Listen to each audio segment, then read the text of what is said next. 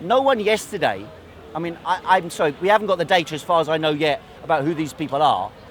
But again, once again, before we even know who they are, I think we can guess that they're British-born Muslims. British-born, Yes, definitely. right? We can guess that. Yeah. And there's a pattern to that. And that pattern also connects in, like I say, to a sense of feeling, well, you bomb out. I mean, I've heard it at Speaker's Corner. You've heard it at Speaker's Corner. Yeah. You bombed our people, this sort of mindset. Yeah. Therefore, we kill you. I'm back. Yeah.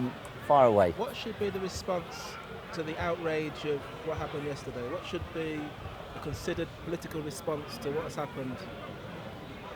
I mean, it's a cliche, but here we are at Speaker's Corner, and it's not a cliche.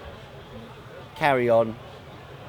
You know, obviously, there's one thing is about how to fight these people, which we talked about last week, and then there's about how people respond. And if you walk over there, even that guy, Jay, who I've found over many years to be quite unnecessarily provocative against the Muslims, is standing there, and okay, it's a jocular, it's quite a tough argument. Even some of the things that are said there probably would be considered un-PC. If it was on television or something, it'd have groans and moans. But, and the same thing with the Muslim guy arguing with him. But here we are, Muslims, Christians, people from all different backgrounds, discussing and debating. You know, and let's be clear, Speaker's Corner is, as far as some people are concerned, a legitimate target. So I think what we are doing here at Speaker's Corner, and one of the reasons I'm here, precisely because of that, despite the fact that Labour is not campaigning nationally today, I have come here because I've been coming here for 30 years, and I'm not going to stop because someone kills people in London. You know, and particularly in, I mean, it's a barbaric way in which these people have been killed. But the problem is, as I mentioned earlier last week, essentially we have a problem of alienation amongst a significant minority within society, which we have to try to deal with. And as far as I'm concerned, that touches on economics and politics, as well as international military affairs and, you know, campaigns against so-called Islamic radicalization and so on.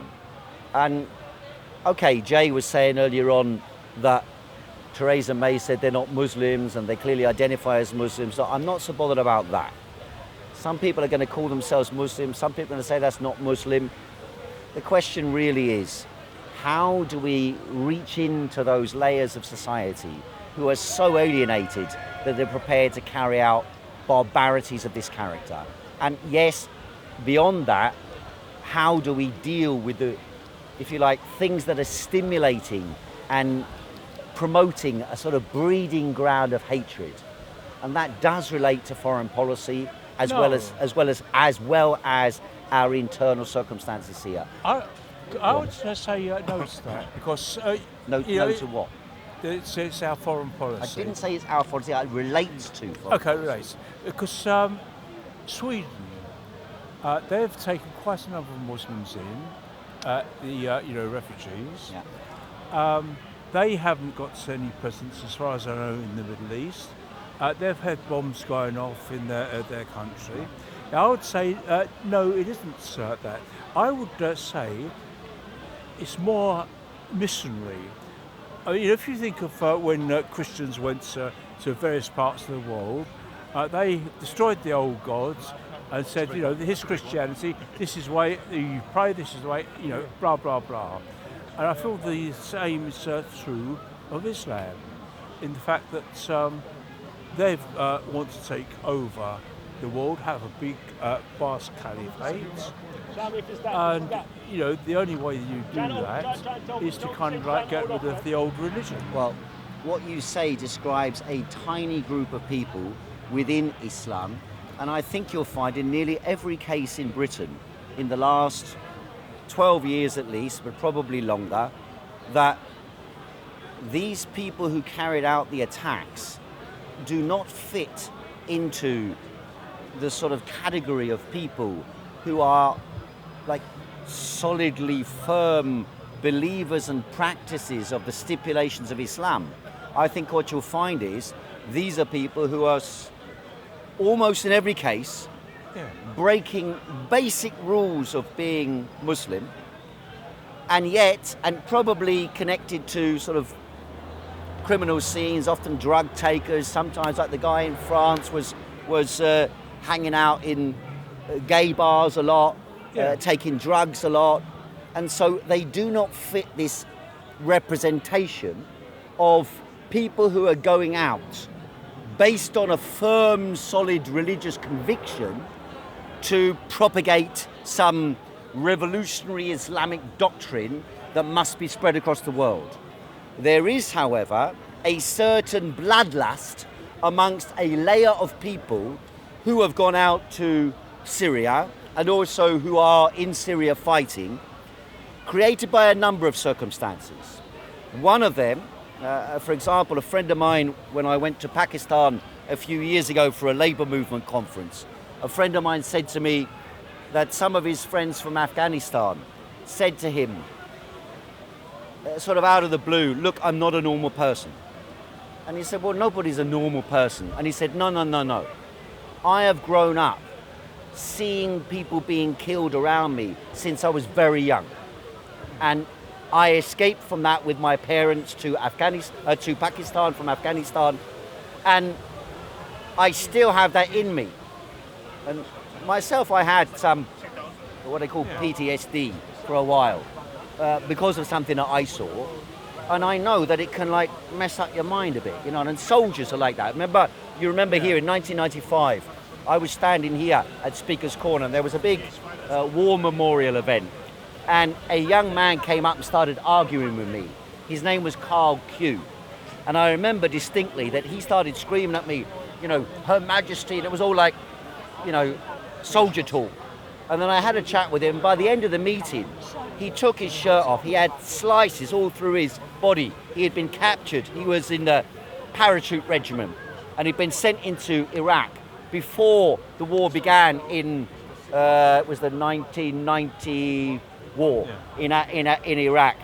And before that war began, he was sent into the country. He was captured, tortured, and literally you could walk down the street with him and a car exhaust backfires and he would scurry into the corner.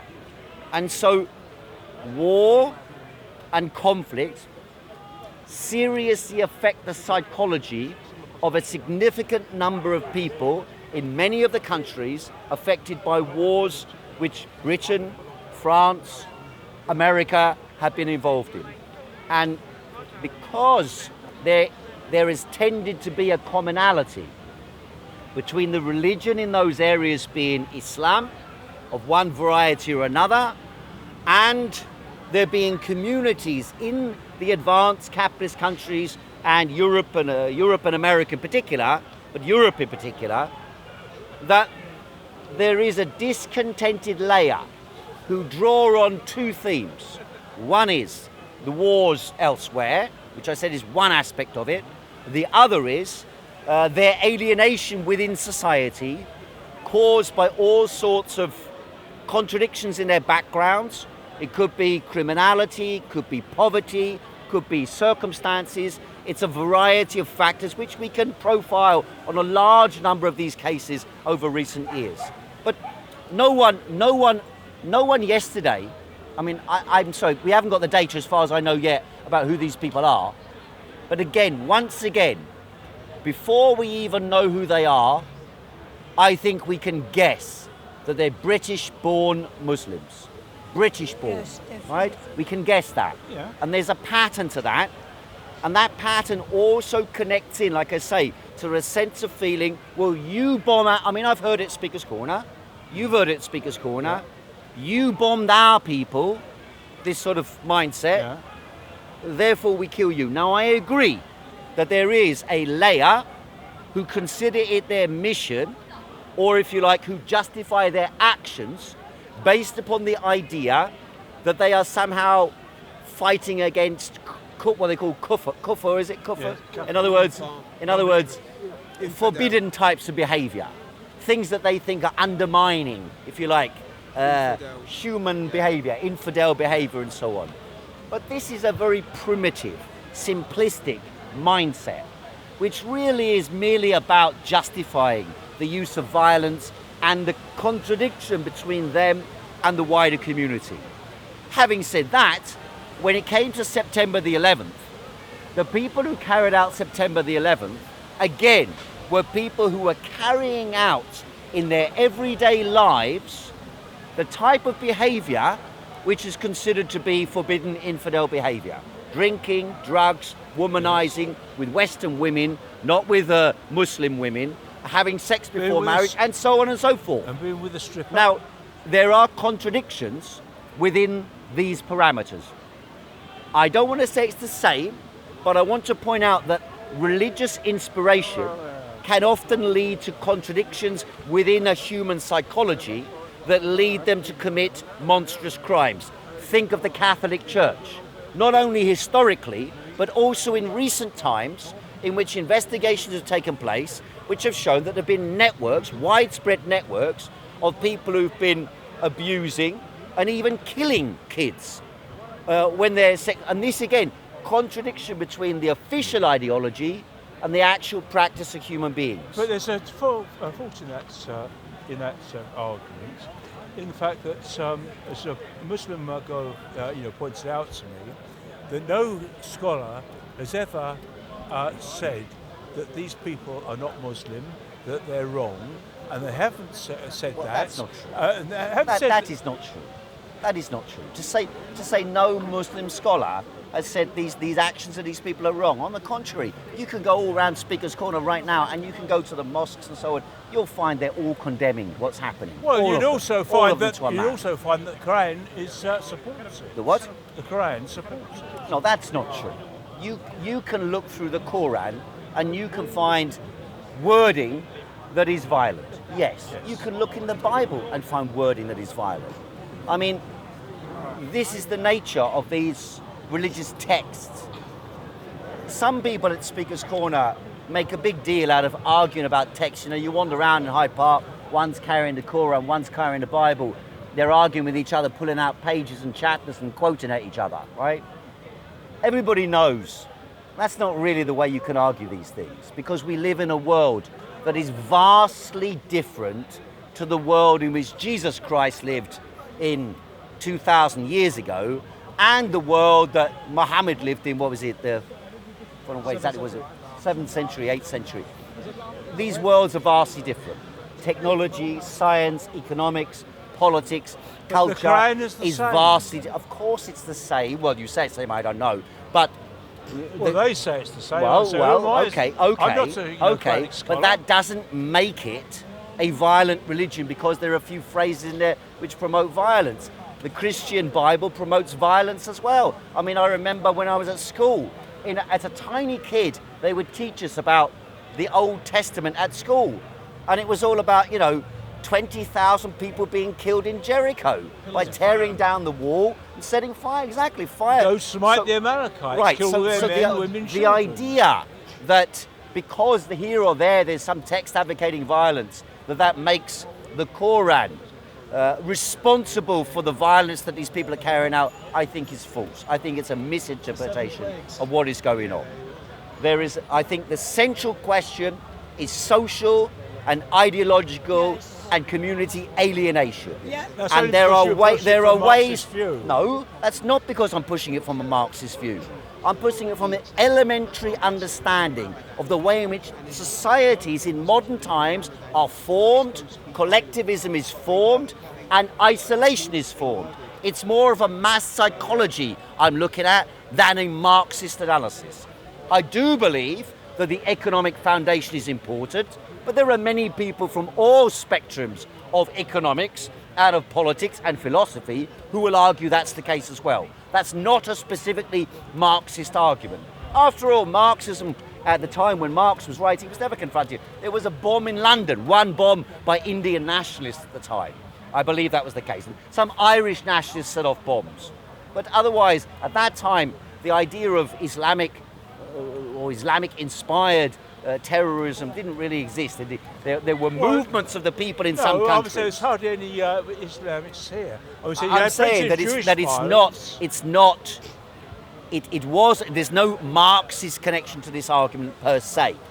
However, I'm making an argument based on my own philosophy, which of course incorporates elements of other philosophies and finds a correspondence at some points with other philosophies and other views that analyse what's happened. I mean, the issues I've talked about, I barely mentioned anything that had any connection with Marxism, so I don't believe it is. And you can argue, quite legitimately as well, that there have been Marxist violent terrorists. I mean, after all, look at Colombia, or look at Nicaragua, or look at some of the movements around the world, like the Naxalites in India. You can argue that as well.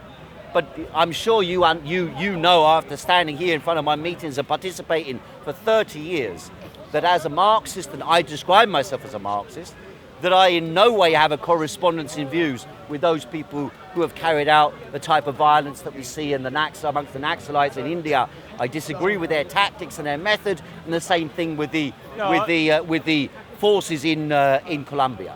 No, it's really pointing out that your approach to the problem, obviously, is greatly influenced and probably comes from Marx, and what's your own. Yeah, but so I was saying is, look at it from another point of view, from a more religious if I understand you correctly, you're arguing that there's a cultural and unbridgeable cultural gap. That's what I seem to be getting from you. An unbridgeable cultural gap between Islam as a faith and Western society. That's what I seem to be getting. Am I wrong? Not entirely. I think the problem is, look, when you had the IRA blowing out peace, you had them blowing up, but they had political objectives that you could make a compromise with, make a deal with. But don't forget that was also founded on religious motivation. Yes. And a nationalist motivation combined with religious motivation. Now, what I was arguing, and I'll return to this theme quickly, if you look at what happened with Islamic State developing across Iraq and Syria, starting with Iraq, it was a faction which broke away or was expelled from Al-Qaeda for being too violent. For Al-Qaeda, don't forget. Right? Now, this faction managed to draw towards itself volunteers from all over Europe and the rest of the world, but particularly Europe. Most of the, of the 5,000 people who fought and were moving on Baghdad at one time and swept across Iraq, gaining territory. Of those 5,000, 10% of them came from the West. 10% of them. And we've got many cases in recent times where schoolgirls from London have gone out to Syria and Iraq because there's a combination in their minds, not correct, but in their minds. There's a combination between the struggle against American-backed regimes, for example, Israel-backed regimes in Syria or Iraq, and in the case of Iraq, and their belief in the struggle for their religion. And so it was in Ireland that people fought for a Catholicism and a political objective of the unification of Ireland.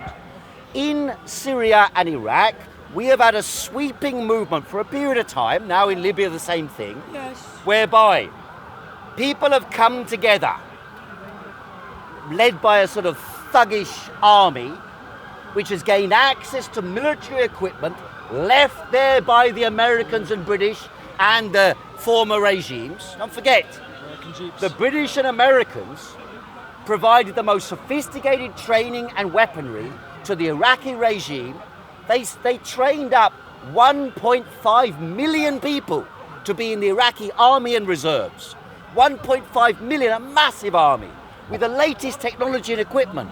But because they fired white phosphorus in Fallujah, because a million people died after the Iraq war ended, and bodies float down, I think it's the Bosphorus every day, and law and order collapsed, and people were battling each other and killing each other. Sorry? Okay, sorry, Euphrates and Tigris.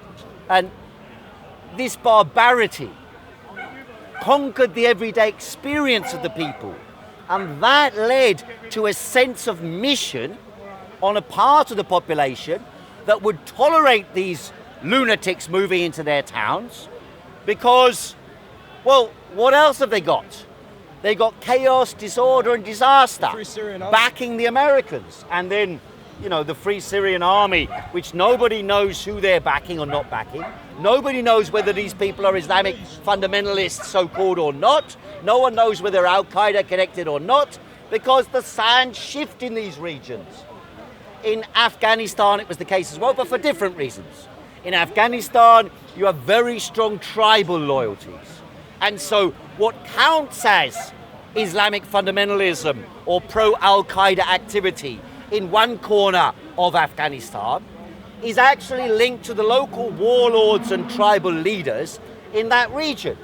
And many of them they do not practice anything. You go around the Muslims here who are propagating their ideas, you ask them what their fundamental practices of faith are, and you go and see what these people do in Afghanistan, and they're breaking 20, 30 of these criteria of what makes you a good Muslim. You know, some areas there's cases of, like, you know, they're buggering young boys, and you know, this is quite commonplace in tribal areas in Afghanistan.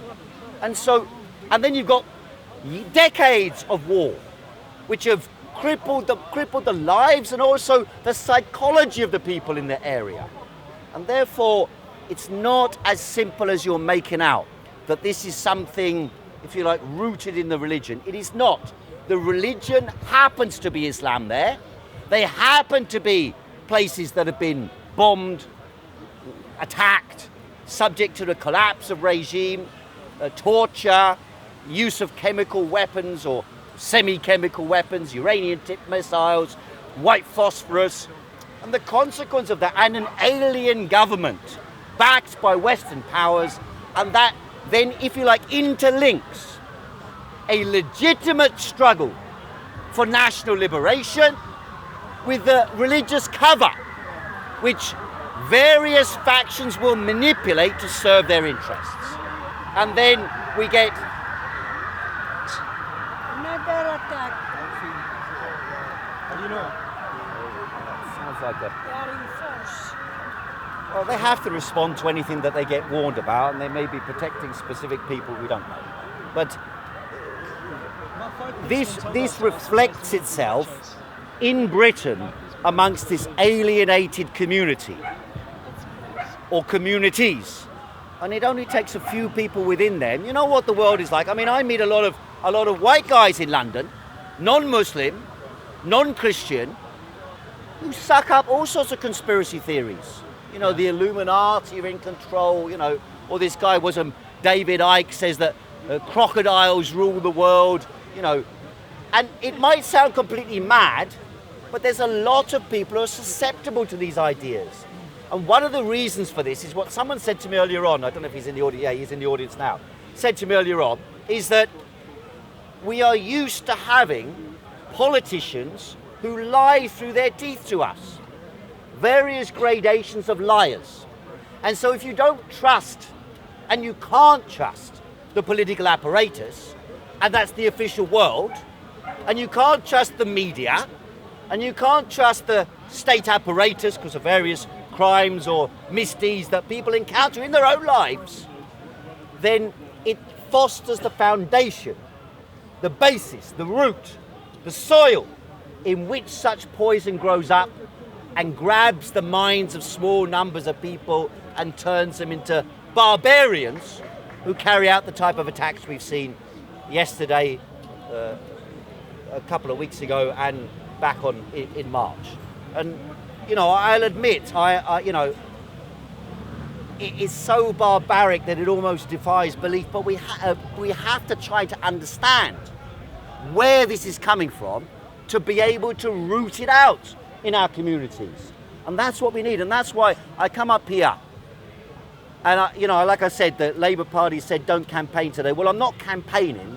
I'm standing here at Speaker's Corner. Okay, I've got the Labour Party then. But I'm standing here because I believe that this type of argument that's been made, if I wasn't to come to Speaker's Corner and we weren't to come here as Muslim, as Christian, as Sikh, as Hindi, as atheist, as a supporter of Israel, a supporter of, Iran or wherever, people from all around different backgrounds, we come here on Sunday and we argue and debate. That is the strength by which we can challenge that danger. And let's be clear, what we do here at Speaker's Corner does have an impact on that. Because people from all sorts of backgrounds come here. We've had right-wing Nazis come in here. I remember standing over there, arguing with some of them, and they came up to us, remember, with a belt, the guy comes up like this, like threatening to punch us. Later that day, the EDL stormed across here and attacked the Muslims, right? But we were together, white people, Muslims, because Muslim could be from any racial background. But we were together, unite the people at Speaker's Corner, the regulars at Speaker's. We stood there and argued with them. Police lines in front, but we argued. Even though there was a danger to us, we knew that if they're allowed to get away with what they're propagating, they may get recruits. And then these people may go out and kill people. And therefore, we have to seek to be bold enough to challenge them when they come out with these type of arguments. We have to be able to bring people together to allow people to discuss and debate their ideas. And by the interchange of ideas, we break down the barriers between people and we unite the people. That is why I also believe that this type of attacks on Jeremy Corbyn over the last weeks to try and make him out to be sympathetic with terrorism is ridiculous and demeans the political debate in this country. And it's part of a systematic campaign by certain sections of the media and certain interest groups in Britain to try and undermine Labour's support by trying to make out that we're sympathetic with terrorism. What utter and complete nonsense. And then they do and then they say weak on defence. You remember on Question Time a couple of days ago, Jeremy Corbyn gets attacked by all sorts of people saying, will you fire the nuclear bomb? Will you fire the nuclear bomb? Will you fire the nuclear bomb? What a stupid question. What an utterly stupid question. The nuclear bomb has only been fired once in 72 years. There's a reason why it hasn't been fired since then. Because it committed such an act of barbarity that humanity shrieked in horror at its own face at what it had created. That is why the nuclear bomb has not been used. Now there's an argument, I don't agree with it, but there's an argument that you need a balance of force. And that balance of force must be backed by the willingness to use force. I don't agree with it, but everybody knows. Jeremy Corbyn has been the chair of CND for decades. He was the chair of Stop the War Coalition for over a decade. So to ask him again and again the same stupid question, I think is demeaning to our politics. And by the way, some people said after the Manchester bombing that this is it. The government will play the terrorism card and they'll win the voters over and the shift towards Corbyn will disappear. I argued at the time and I think it's still true today. What happens when a terrorist attack happens during an election is a polarization of politics.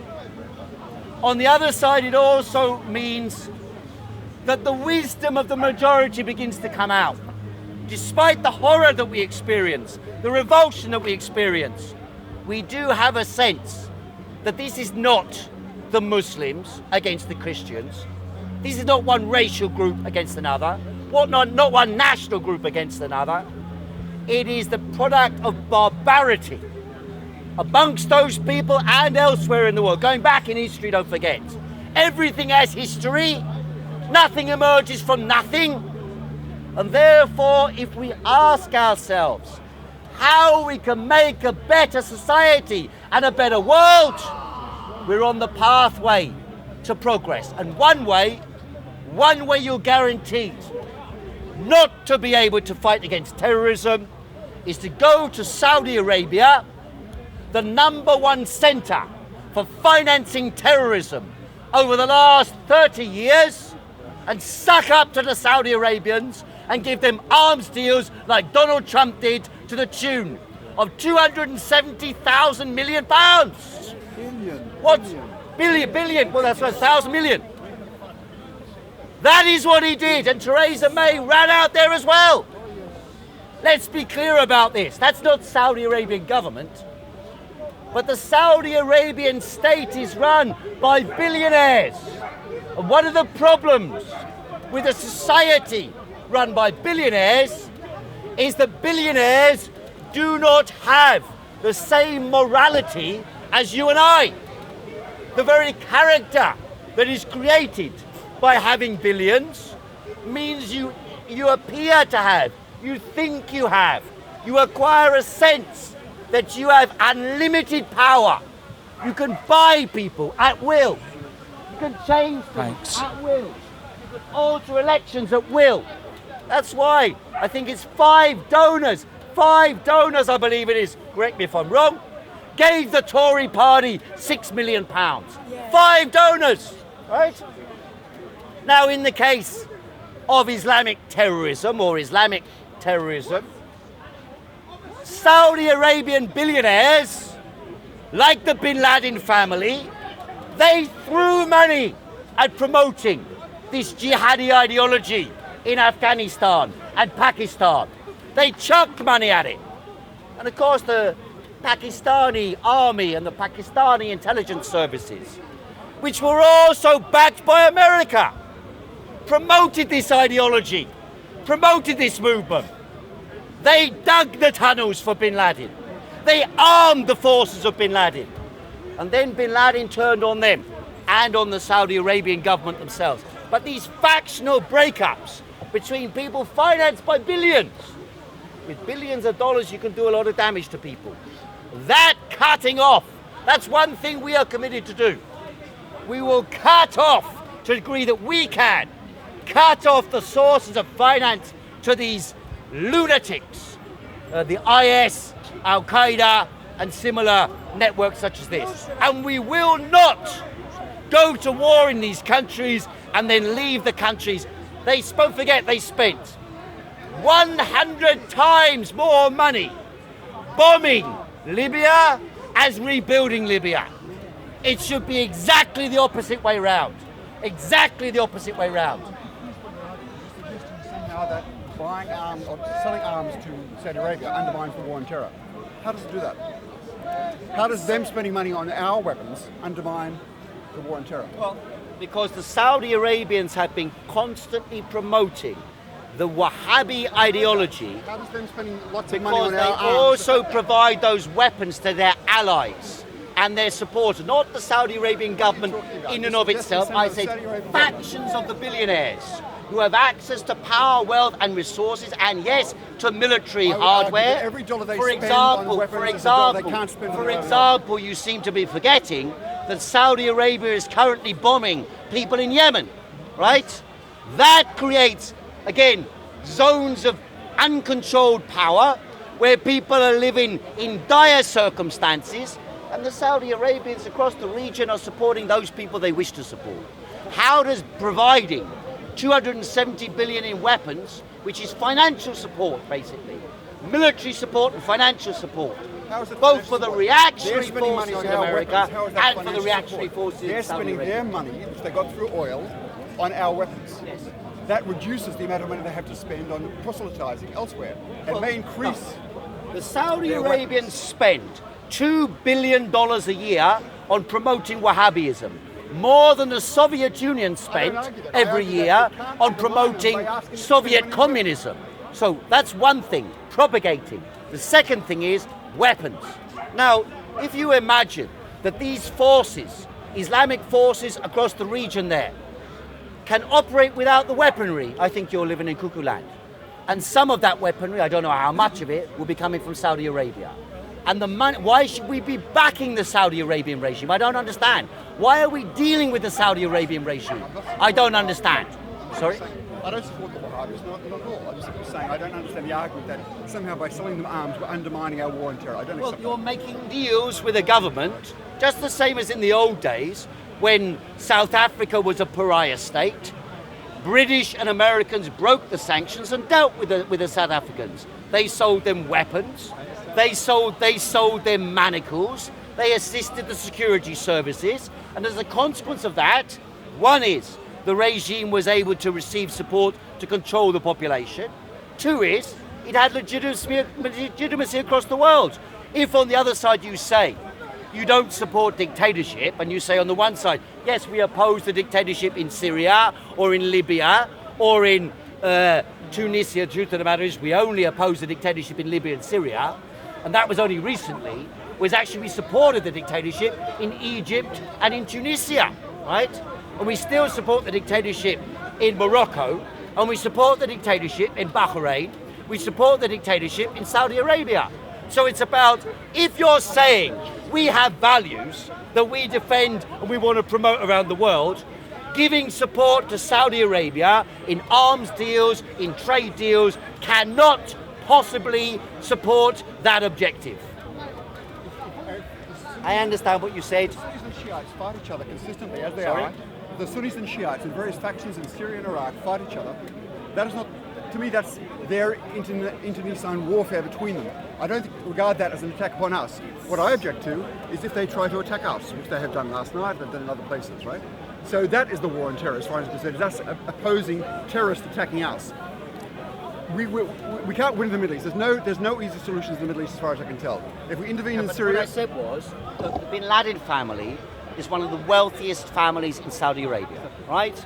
Now, from within the Bin Laden family emerged a sect which we call Al-Qaeda, which was able to propagate using enormous resources at their disposal, at the disposal of these princely families in Saudi Arabia, to finance and organize conflicts, terrorist attacks around the world. Now, as everybody knows who's bothered to look into the question, when September the 11th happened, one of the first things the American government did was to fly the Bin Laden family out of America. Now, it indicates that the American government at that time was far too closely embedded with the Bin Ladens and the Saudi Arabian royals, despite the fact that they were, sections of them were organizing terrorist attacks even on America in those same days.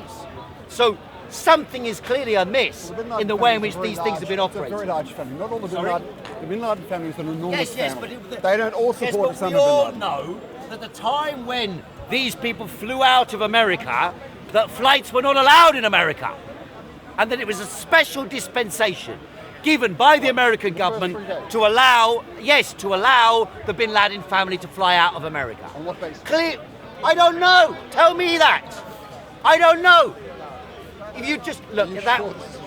That was I know they anybody flew has them out. In the seen first Michael 3 days, Moore's film. not- That was in Michael Moore's Don't quote film. Michael Moore. It's never been denied by Michael anybody. Moore is the most Never been despicable denied by anyone. populist.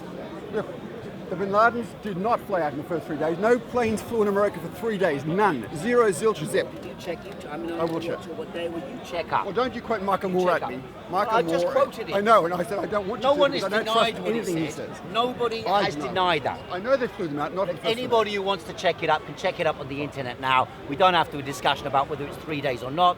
If it wasn't 3 days, it's 4 days. If it wasn't 2 days, it's 1 day. It doesn't make any difference. Neither your argument nor my argument is dependent upon that, right? So now, in relation to the election, I believe that in a period of a month and a bit, we have managed to transform British politics. We have managed to shift the agenda from discussing running away from European Union and hard Brexit and strong and stable leadership. The whole agenda in Britain, and I'm proud that in London we now have 50% support amongst the electorate for Jeremy Corbyn and the Labour Party.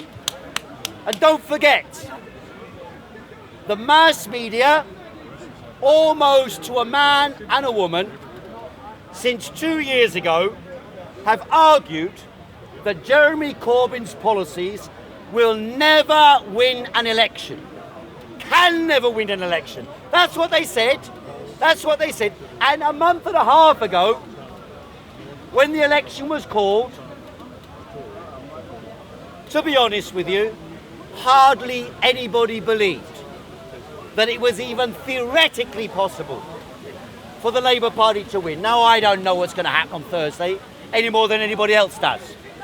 One of the interesting things about the polling over the last few weeks has been this vast discrepancy. Even now, there are polls that say 12 points, and there was a poll yesterday said Labour is behind by 1%.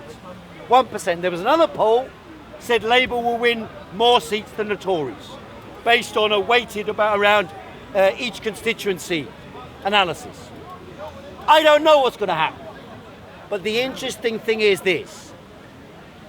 The campaign has shown that once you go out to the people, once you explain a programme of change, a programme of transformation, completely and absolutely different to what people have been presented with over the last decades in Britain, then we can and we have galvanised support behind us. In Wales, opinion polls shifted 17%. In London, 16 or 17%. In a month and a half. Completely unheard of in British politics. In a month and a half, from 24 points behind to 1 point behind. Now, of course, that's optimistic. Maybe we'll be defeated. I don't know. But it shows that the opinion poll methodology, that the methodology of the analysts, of the media experts, of the political experts, is no longer valid as a method of understanding change. And that's the point. We have proposed a policy of change, a transformation in society, housing for all, rent controls, 3-year rental contracts, to solve the housing problem blighting our society. We have proposed defence of the national health, the renationalisation, public ownership of water, rail, energy, and sections of the banking industry. We have proposed that a national education service be established, where from the cradle to the grave, anybody who wants to learn can do so, and can do so for free. And whereby our children can go to university, can study and learn art, science, culture to the highest level at zero cost to the consumer, because the benefits from that knowledge that they acquire spread out not only in our society but across the world. We need a world of peace, a world of freedom, and a world of plenty based on harmony with the ecology. That's why I've supported Jeremy Corbyn since the day he stood 2 years ago for Labour leader. That's why I'm supporting the election of a Labour government now. I hope you do the same. Thanks very much, ladies and gentlemen. See you next week.